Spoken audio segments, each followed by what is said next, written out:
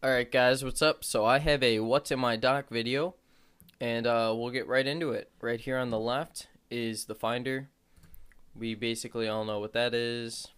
Search for your files, whatever. Then we have Mail. This is just the default mail application that comes with Mac OS 10. Then we have Safari. We pretty much know what Safari is, just a basic browser. I prefer Safari over Firefox or Chrome, just my personal opinion. Then we have iTunes, newest updated iTunes, nothing really special. Then we have Things. Now, the apps that don't come built into Mac OS 10 or aren't, apps that the average person would know about, I'll put them in the bottom bar below with a link to the website where you can either buy it, download it, or whatnot. This one is Things. Basically, I will demonstrate. If you're working on, let's put web design project. Sorry, I'm typing like through the mic. It's right in front of me. Alright, so you created a new project, something that you were working on. In this project, you can create new to-dos. So let's say you need to make the front logo, and you have ideas that you want it to be blue, orange, pink, and yellow. You can set a due date for that also by clicking here and then going to this little calendar and setting it to whatever. And then you'll just have this little thing right here that'll say 2 days left under web design project. And when you're done, you just check it. And it seems silly to just write it down and then check it off. But for people who have used to-do apps or to-do lists in their everyday life and in, their work environment, I can tell you this honestly helps a lot when you're working on freelance design, because when you freelance, as much as you work, you choose, when to work, how much to work. So this really helps keeps you organized in what you need to be doing, and you can just look at it and then get things done. I mean, it's not for everybody, but for me personally, it's helped dramatically and really helps get me focused on what I need to get done during that day or during that week or month. So I recommend you buy that. I think it's 30 or something dollars. I'll have the exact price like on the screen right now. Next we have Final Cut Pro 7. I'm not going to do any demonstrating of this because you can just type in Final Cut Pro 7 on YouTube and find thousands of tutorials. But for those of you who don't know like what it looks like, this is what it looks like.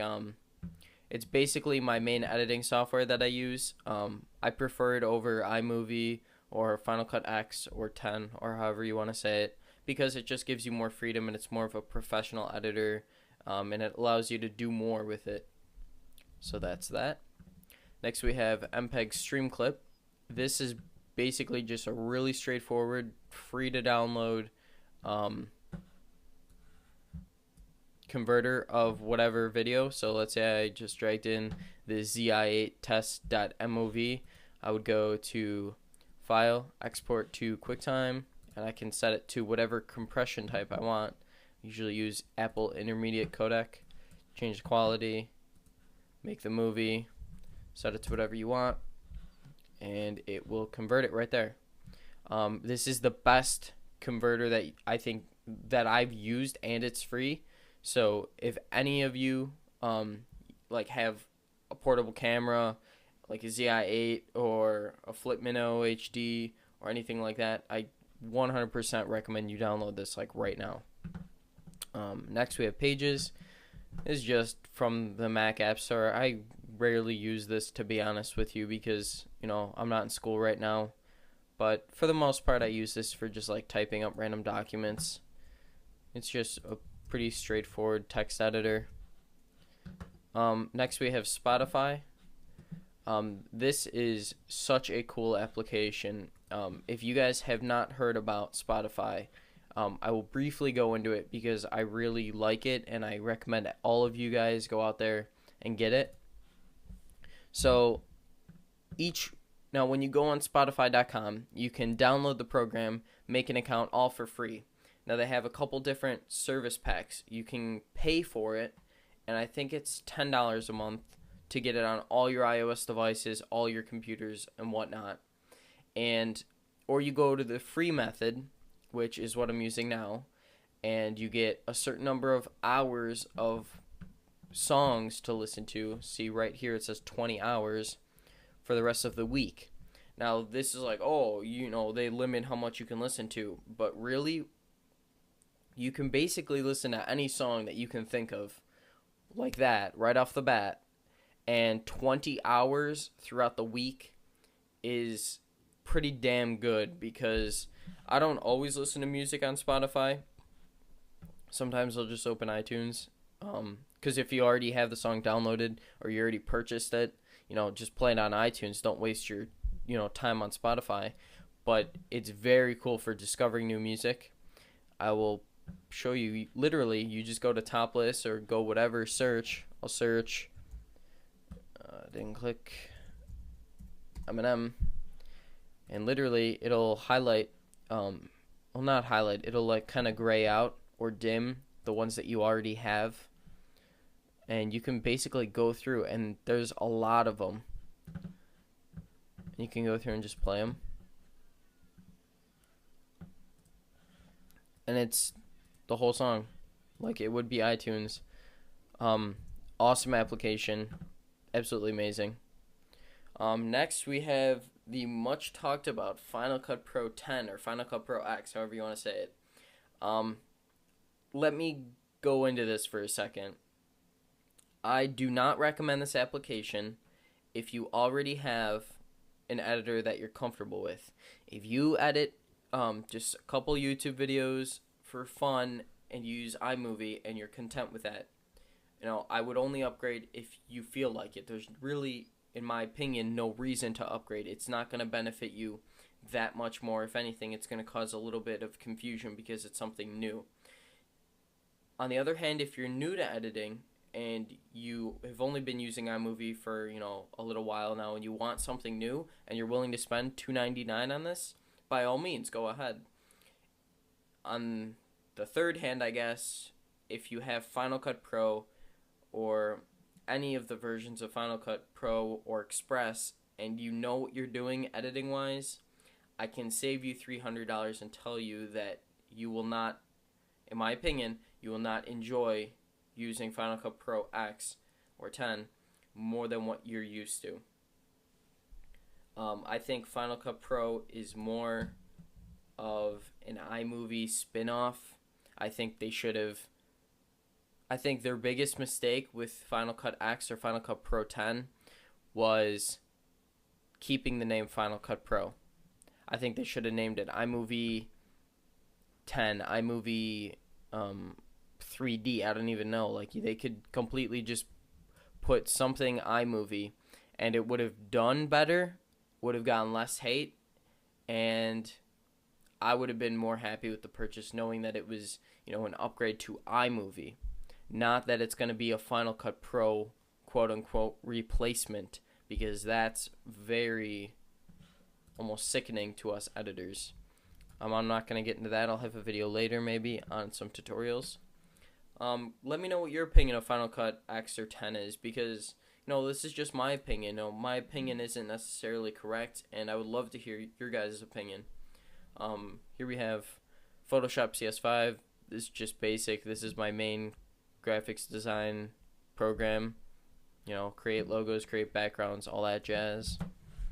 ScreenFlow. I can't really open it because that's what I'm using to record this video. It can record audio and footage. You can record the sound coming through your computer. You can record the sound from an external microphone like I'm doing right now. And you can also record, a webcam also at the same time. But I do not have a webcam. Next, we have Compressor. This is new. It came out with Final Cut X, as did Motion in the Mac App Store. And this I will show you actually in the App Store.